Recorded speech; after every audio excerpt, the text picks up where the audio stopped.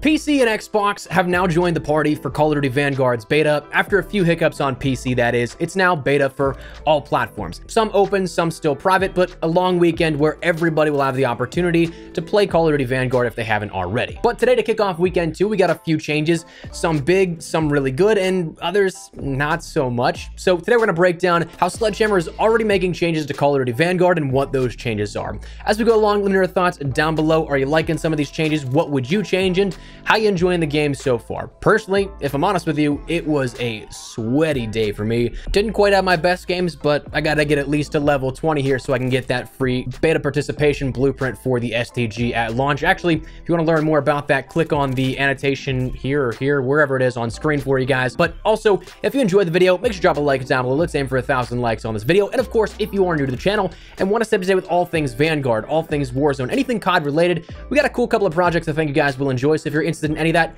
hit the subscribe button. That's it. Let's jump right into it. So let's start out with the new content here. The new playable stuff comes down to a brand new map of Eagle's Nest and a new mode of Search and Destroy. Search and Destroy is what you'd expect, a new mode that we've known and had standard now in Call of Duty for a while. I just think it's cool to see this within the beta because we haven't seen this in, as far as I know, any of the betas maybe until like back to Black Ops 3, but can't remember off the top of my head with that one. But I'm excited to jump in here with this one. Search and Modern Warfare, which this game feels incredibly like, was probably my favorite mode of the game. Seemed to be the only mode that I could jump in with my friends and have a consistent fun time with, but hopefully that holds up. I'm excited to jump in with that one. But Eagle's Nest, the brand new map here at this, admittedly, I'm kind of hit or miss with this map. On one hand, I love the atmosphere of it. It's bright on the outside, no dynamic weather or water droplets pelting into the face, obstructing your HUD and visibility. But on the other hand, spawns don't seem great. It seems like it's a death trap in some areas. Yes, it's a traditional 3-lane map, but it's also so skinny that I feel like even in TDM, it's just an easy spawn trap waiting to happen.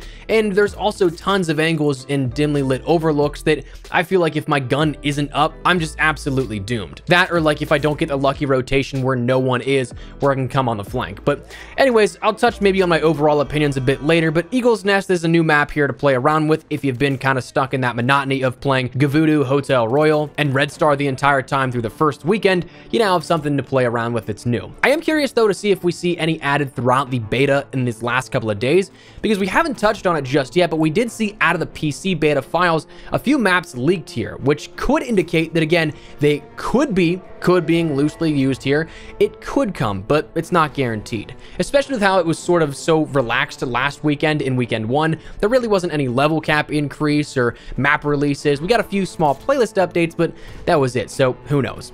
But as for actual changes independent of the new content added with weekend 2 here, we saw some changes detailed by Sledgehammer in their blog post over on their website, in which firstly, visibility was adjusted. There's now no visual distortion upon firing, which was the big thing they touched on here at this.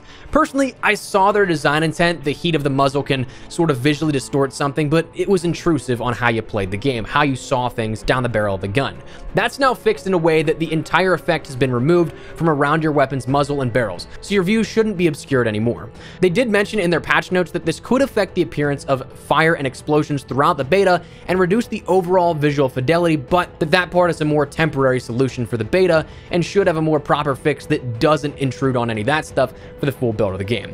Armor plates also ended up getting changed here, which was a big complaint the community had within weekend 1. Those are no longer a fast recharge time on the field upgrades. That's now brought down to being a slow recharge time, and also decreased the amount of armor health granted. It's no longer a sort of 3 kill and ready field upgrade, and it no longer grants you 150 HP. It now only grants 50 additional HP. So a much longer interval of time or kills and score needed to build towards that, and then also not as much a helping hand granted when you actually do get it.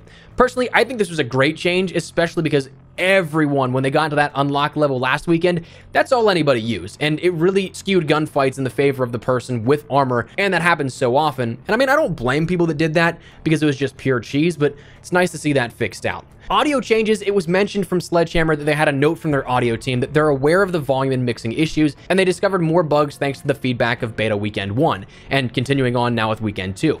While most changes won't be made during open beta, we're hard at work balancing everything for launch to fix bugs related to weapon audio, atmospheric audio, and more. We will continue to tune audio based on feedback as it rolls in, so keep it coming.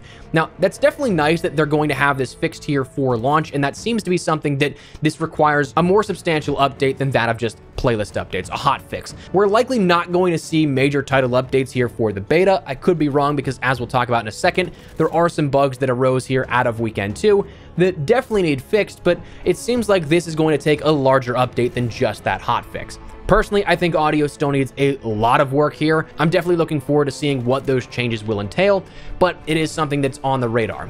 As for other changes that started here with this weekend 2 of the beta, it seems like the STG has an increased recoil profile. Put a little asterisk on that one. That's based off of feel. Haven't been able to test that just yet. There is now a promote to party leader option, which was not there last week, which is definitely nice. You had patrol, the game mode, being pulled from a few maps here in the rotation. They didn't say which ones those were, but I've only been able to see Gavudu as the patrol map so far in weekend 2, so that may be something that it's possibly all maps but Gavudu.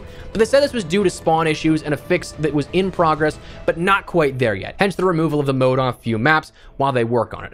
I've also heard discussion that sliding seems to be better, though truthfully I've yet to notice that as well. But then one final thing that they mentioned in terms of changes was they touched on Battle Pass cross progression, stating while your player and weapon levels will not carry over to the full game on November 5th, you will gain tier skips for the Season 5 Battle Pass based on your time played in the beta, allowing you to earn tiers that instantly reward content for Black Ops Cold War and Warzone. Players who play in the beta will not see the time played reflected in their battle passes, and these tier skips will be awarded at a later date. In other words, after the Vanguard beta, you can hop back into Warzone and Black Ops Cold War to find some new weapon blueprints, operator skins, and more ready to use once you receive those tier skips. Now, personally, I don't quite understand the rollout here of this, if it's going to be all awarded all at once at the end of the beta, but it seems like there's going to be tracking for how much time is played in the beta, and then that will directly transfer to your battle pass, which is honestly really cool, I think, because a lot of people may be missing out on time that they could be playing Warzone, Black Ops Cold War, and progressing through those 100 tiers of the battle pass that they maybe didn't unlock just yet. To me, I think that's pretty cool that we end up seeing the ability to progress through that while playing something entirely different. So I guess kudos on that one, but talking about other unintended things here, on the other hand, there were some bugs that popped up with weekend 2 of the beta. We saw a bunch of graphical errors on Xbox Series X, including that demon gun glitch that plagued Warzone for Season 3, 4, and 5, if I'm not mistaken. For a long while it was there. The sun glare seems to be back to where it was, not toned down. There's lots of packet burst issues. There's crashes when opening on PC. S&D, you can end up hearing the enemy team voice chat in some cases. I've heard that's tied just to the 8v8 search variant, but definitely some problems here that have arose out of weekend 2. Now, I expect all of these to be fixed, most probably sooner if not later. The visual bugs, that's quite literally unplayable, so I see those fixes happening ASAP, or at least hopefully. Same thing with those crashing issues. But overall, what I will say here, even though that this is a mixed bag of changes, some good things, some inadvertent bad things, I will say that I'm happy with Sledge's continual ability to communicate with us. That's the big thing that I really hope continues on through beta and then through launch.